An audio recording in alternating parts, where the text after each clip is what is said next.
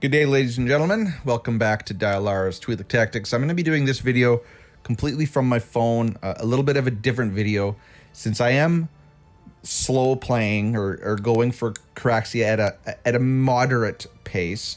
I felt that it would make sense for me to make a video of her viability or her damage numbers, her usability, her how good she is at every level of evolution. So I currently have my Koraxia at 3 copies.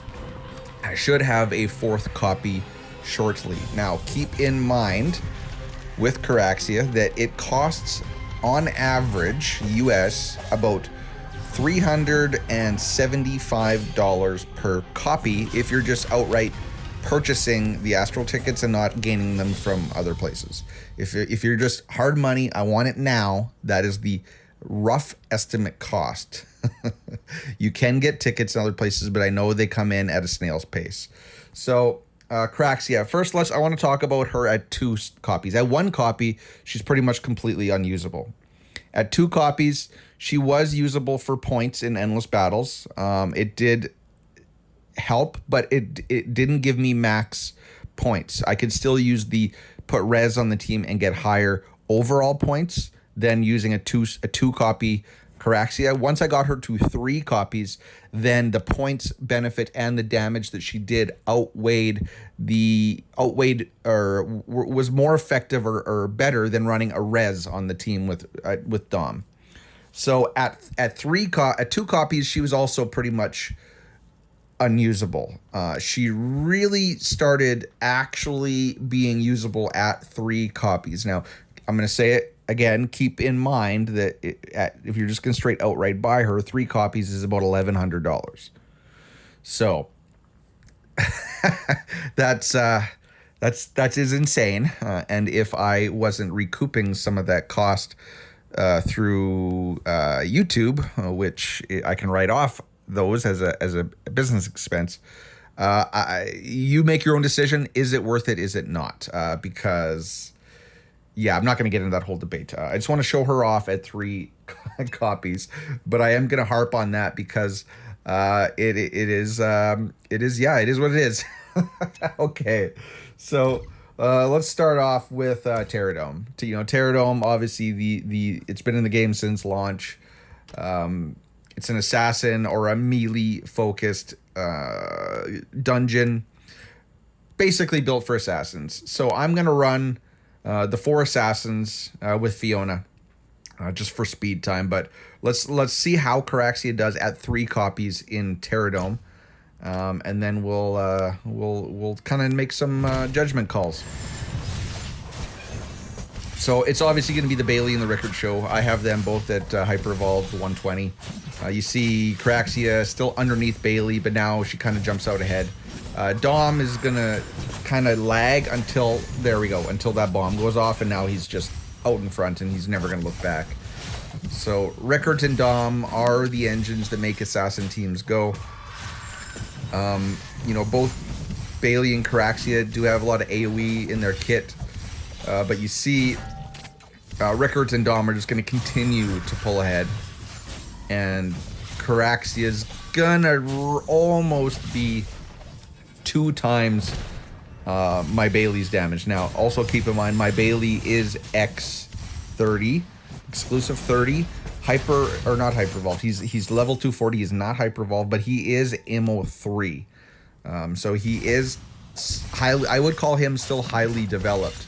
And you see, like, Bailey's hanging in there now. He's only about 37 million shy of Koraxia, which I guess is still impressive that Koraxia at 3 copies can do basically a little less than a quarter of Dom's damage. There you go. So she was almost, half of Dom's damage? Let's look. 230. Dom was 640. So that's about what you're going to get out of her in Teradome. Not horrible for a 3 copy, but not worth the cost. Next place, let's test her out in Roulette of Truth. I gotta buy a ticket, 300 diamonds. Ouch. Okay. All right, so yeah, summoners we know. Okay, so let's look at. I want to show you my gear on her. You know, she's got good gear. Crit damage +2, crit rate +1, crit damage, attack, and crit rate. Crit damage +2, crit rate. Crit damage, yeah, that one's meh. Crit damage +1, no crit rate. Crit rate +1, no crit damage. So, and she is X10. You get X10 at 2 copies, and then you get your X20 at 4 copies. So I'm kind of right in between right now. But this boss, the Roulette of Truth, the IDAR boss, basically Teradome 2.0 or Teradome on steroids. Basically, you want to run all your assassins. You can, you know, it's built for assassins at this point. So let's see how she does damage-wise and usability-wise in this dungeon. So the summoners are what they are. We just kind of got to watch them get through them. Nothing we can really do about that.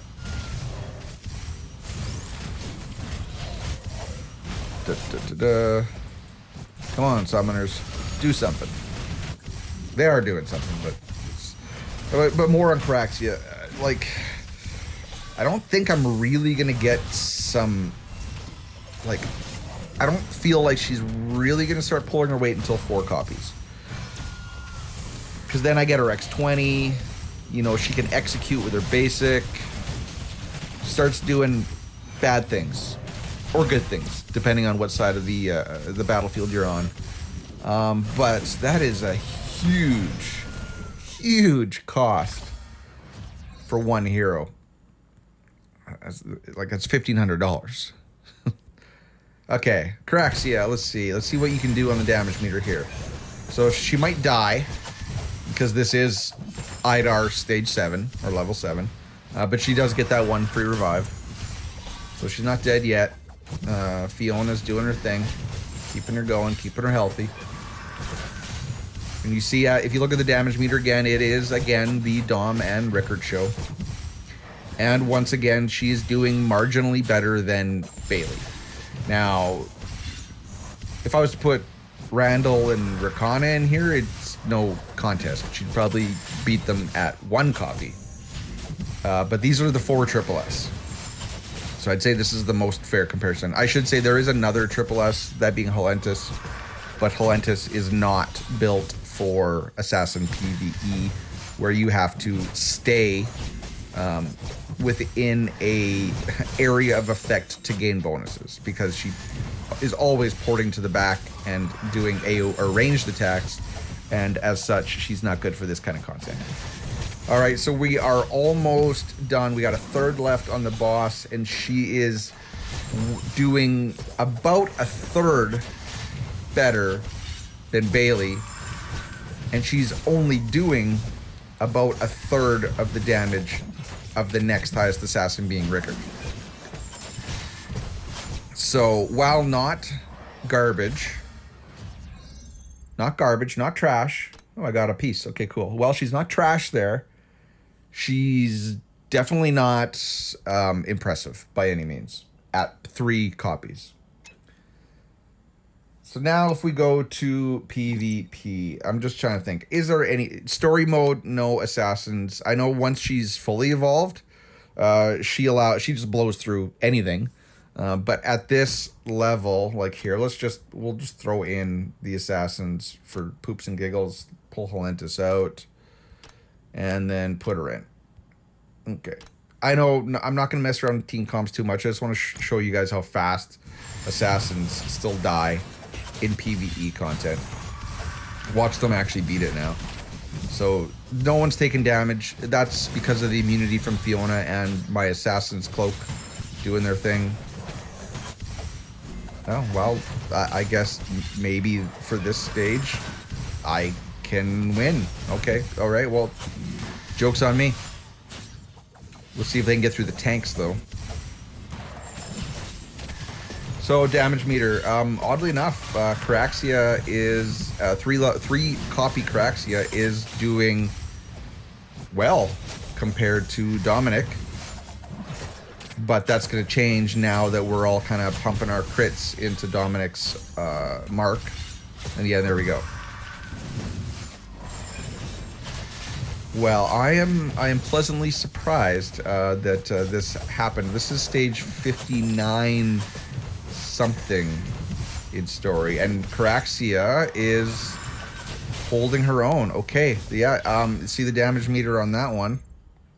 Let's not go forward. She did well. She actually did well. She did very well, actually. But that has not been my normal experience in story campaign. But I'm glad we showed that off. Where else? You can use her kind of anywhere else right now. Endless battles, they kind of design battles for her. Crimson Abyss, there you can run her when she's a little higher, I guess. There's Donkey Punch just did a video on Assassins. But any other place that I could show you guys, it's not going to be ideal use case scenarios. So we did Lost Valley, Teradome, we did Katosian Triangle, Idar.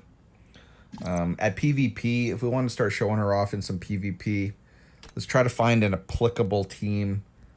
Tanks are gonna crush me.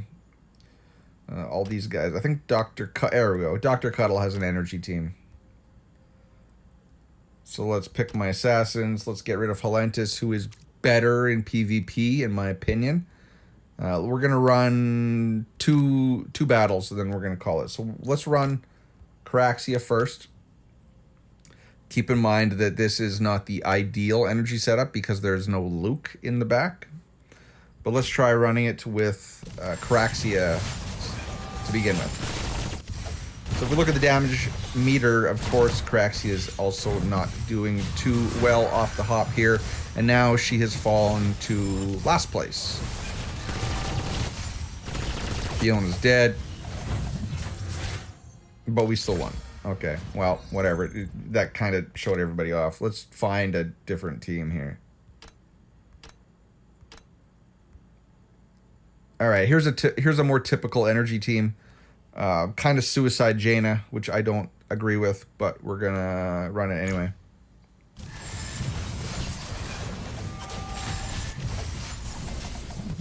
And then if Beardy has his hunters, actually we should probably go up against Beardy with his hunters. That probably is a better example. All right, you see they're just crushing this energy team. Okay, but I promise you, Halentis is better at the current level.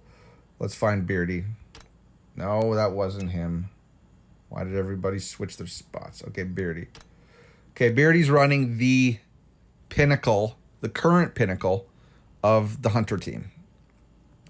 So assassins, we've just shown off how much they can kill energy. I want to show you what the assassin team does against a stacked team, a stacked hunter team.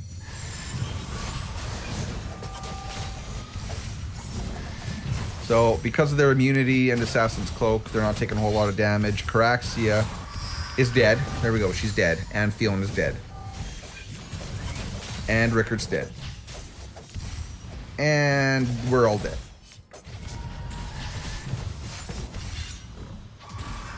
And Bailey's dead.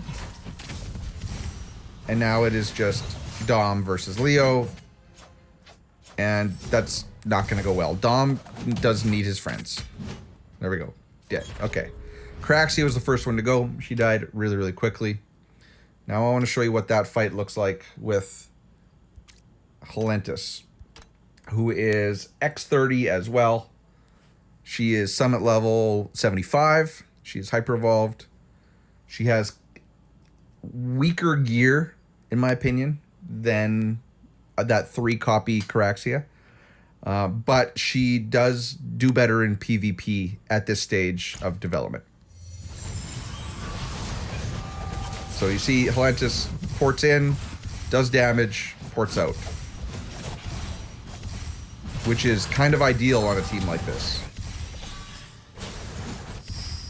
So here we are. Haven't taken damage yet. She has so much movement skill that it triggers the double immunities very, very quickly. And that's coming from Halentis. Leo's down there focusing on Fiona. She's immune. and she has all that damage mitigation due to the assassins all being on the field. And a much, much, much different fight. Although, let's see if we can actually kill this Leo. Yeah, we did. Okay, Leo's dead. Bye, Leo. Bye, Lion. Much, much different fight. So, Koraxia at, there's no reason for me to want to run her at 3 copies if I can run a Helentis and do better in PvP. So, what kind of conclusions can I run right now? So, keep in mind, 3-star Koraxia, or 3-copy Koraxia, which is roughly $1,100 investment. She does do better in endless battles. In this one, she did do better at 3 copies than running the res comp. She is quite usable in Teradome. She is quite usable in Roulette of Truth. We did see a win in story mode, but in PvP, she is lackluster compared to Helentis at 3 copies.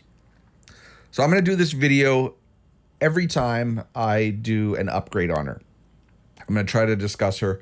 There's obviously things I missed because I'm just kind of winging it off the cuff.